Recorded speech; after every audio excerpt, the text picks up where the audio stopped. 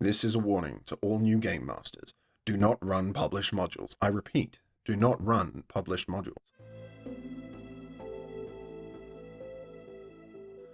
Hello everyone, and welcome back to the channel. My name is Jared, also known as the GM Chef, and in this video I wanted to explain why I think published modules are probably not right for you as a new game master. It has been my experience in this many years I've been playing role-playing games that modules are fantastic tools. They flesh out worlds, they can be entire campaign settings, and all of this at just your fingertips. Why would you not want to run modules or use campaign settings? Well, it is of my opinion that I am a weaker GM because I never learned to create my own homebrew world, adventures, or campaigns.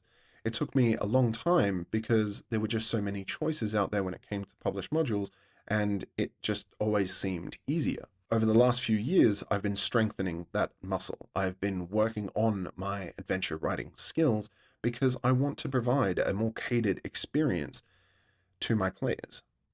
When it comes to running your own adventure, there's so many reasons why you would want to, as opposed to a published campaign. Firstly, it's your world, your rules. You can constantly introduce new elements, and nothing has to be set in stone until the players interact with it, which is fantastic. It allows you to adapt and create more specific story moments when you need them.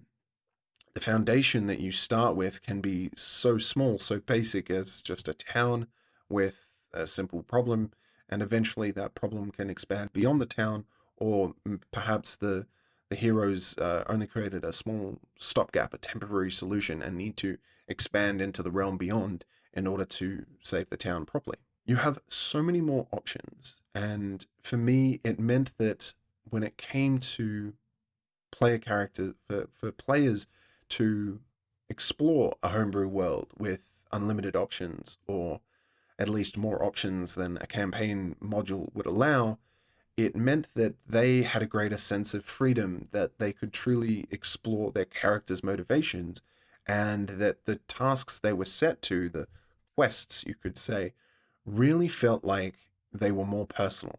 Whereas a module, everybody kind of gets on board and understands that there's a certain objective. There's a front page and a back page, and somewhere in between, there's a goal that we're trying to achieve. When it comes to a homebrew setting, you as the GM are the only one who knows what that goal is. And I feel like that creates such more immersion for your players because they're just as lost as the characters are. They're just as bewildered and left in states of awe when they encounter realms and locations, creatures, villains, and unfold political plots that you have created. And you get to have a sense of deep pride and achievement when you reveal all of these elements to your players. So while, of course, it's not for everyone to create homebrew worlds, it certainly wasn't for me when I started.